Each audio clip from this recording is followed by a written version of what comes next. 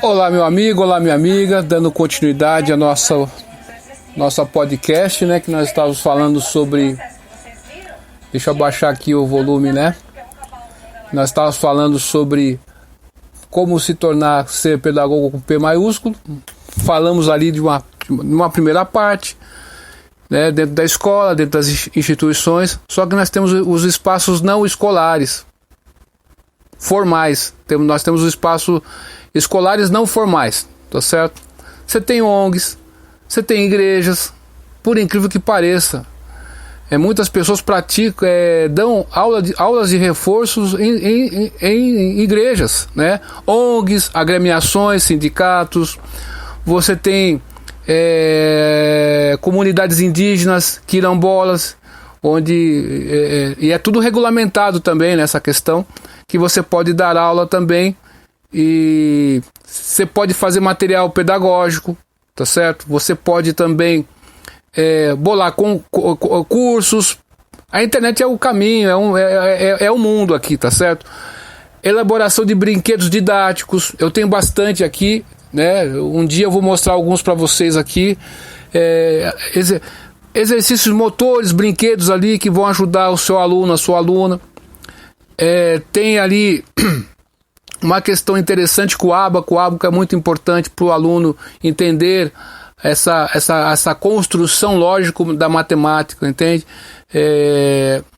A modelagem matemática é a palavra mais correta, tá certo? Enfim, esse tratamento da informação, você tem que ter esse conhecimento ali, né? Preparar bem, escrever com a linguagem, na língua portuguesa correta, né? Enfim, né? Ser um pesquisador, se você quiser, né? Porque ao longo do tempo você vai estar trabalhando, você vai descobrir caminhos. Por que não registrar esses caminhos que você está descobrindo? Uma questão que me chamou a atenção no estágio, eu fazia estágio lá em Campinas, próximo ao bairro da Ponte Preta, né? Eu pensei que ia encontrar nas escolas alguns registros do que aconteceu na escola, mas não encontrei, né? Algum problema de aprendizagem que alguns alunos tiveram, como foi solucionado. Não tive acesso a essas informações porque não tinham, né? Mas enfim. Então, ao decorrer do seu caminho, do seu trajeto, você vai observando seus alunos, as dificuldades, você vai descobrindo coisas, né? Muitas coisas do mundo que é atribuído à ciência foram descobertas fora das academias. E eu vou na contramão do que muitas pessoas falam por aí, né? Muitas pessoas queriam fazer o quê? Queriam ser professores e chegar ali na faculdade, ser professores universitários. Mas eu digo a vocês que tem um caminho inverso. Você pode descobrir um nicho, você tem que perceber esse nicho dentro da educação básica. Por que eu descobri esse nicho? Por causa de professores que eu conheci pelo caminho. Eu conheci uma professora, eu fazia estágio nos anos iniciais, o bairro era o Anchieta, né? E o que acontece nesse bairro aí? A professora, ela estava concluindo o mestrado, ela estava fazendo uma pesquisa do que ela observava na escola, que ela dava aula. E quando eu vi isso, eu falei assim, poxa, um professor, você faz mestrado, pô, né? Ela conseguiu uma bolsa, né? E ela estava preparando o doutorado. E a senhora quer ficar aqui na escola? João, eu estou dando aula há trocentos anos, né? Eu quero deixar minha contribuição, né, registrada na minha dissertação de mestrado e na minha tese de doutorado. O dia que eu estiver dando uma aula esporadicamente numa universidade, eu tenho toda essa bagagem para passar para aqueles alunos que forem ouvir minha aula. Então é uma alternativa muito interessante essa, que poucas pessoas falam por aí, né? E um dos caminhos para o pedagogo aí, que quer ser o professor, né? Também, né? Ou ser um pesquisador, é a educação pública, né? E tem as ONGs, como falávamos, fazer aulas, planejar cursos, né?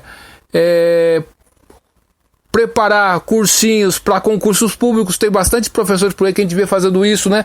Tem muitas coisas que você pode fazer, jogos didáticos, material didático, livro didático, apostilas, cursinho, reforço escolar. Tem bastante coisa que você pode fazer. Não tem um Kumon? Você pode criar uma marca sua, bolar uma estratégia de fazer reforço escolar com algo que você bolou.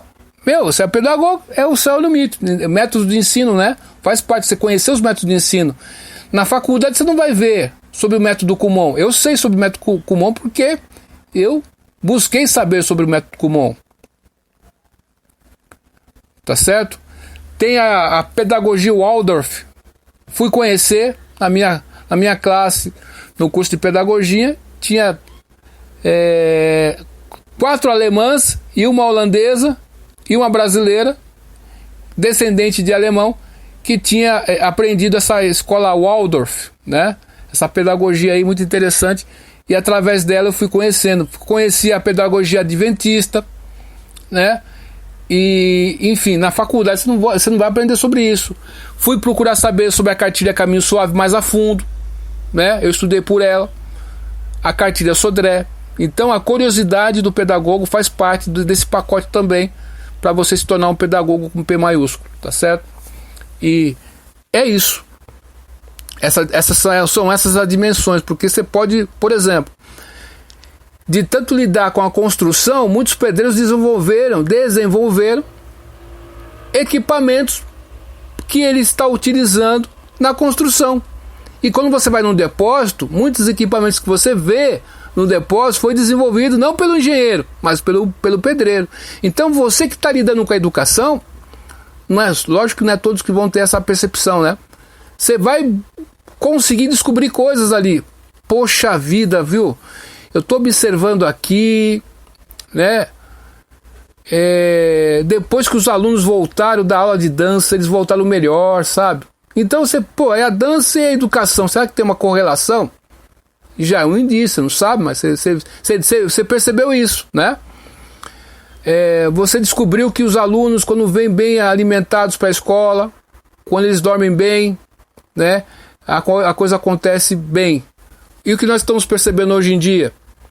Lembra que nós falamos sobre o comportamento, né? Os fatores do comportamento humano? O fator político está lá. O fator social está lá. Antropológico está lá. Então, o fator biológico está lá. Então, as crianças de hoje dormem cedo? Não. Muitas estão dormindo tarde. Vai prejudicar o desenvolvimento delas? Lógico que sim. Porque nós sabemos que o sono, para as crianças que estão em desenvolvimento, tem hormônios que se desenvolvem numa faixa etária do sono, numa parte do sono que é produzida. Se a criança não atinge aquela parte, não se desenvolve. Então você vai ter aquela criança irritadiça, que não tem muita paciência, né? Isso pode ser TDAH, pode, né? Mas pode ser também essa questão do sono. Olha só quantos temas a gente tem que ficar atentos e produzir conhecimento relativos a isso. Quanto mais ciência nós tivermos do que nós estamos fazendo, melhor será o nosso trabalho. E o pedagogo tem que ter esse olhar nessas dimensões todas aí que falamos nessa parte 2 e na parte 1 dessa podcast feita com o Spreaker Podcast, que você pode baixar aí na sua iOS, na sua Play Store. É bem isso aí, né? Você tem que perceber também, ir a museus, a importância da cultura, mostrar, passear com as crianças. Às vezes eu ando por Americana, né? É muito comum eu ver professoras da educação infantil, né? Passeando com as crianças pelos quarteirões, né? Mostrando o bairro para as crianças, tá certo? Isso é importante, né? Uma segurando na mão da outra, é muito bacana isso. Então, é isso aí. É o cuidado, é o cuidar, o brincar, o educar, fazem parte também dessa questão toda. Obrigado a você que fez a pergunta. Então, essas são nossas considerações. Não sei se respondeu à sua altura, mas sou apenas um rapaz latino-americano. Duvide de tudo. Depois duvida do estude hoje, porque amanhã pode ser bem tarde. Até mais, tchau.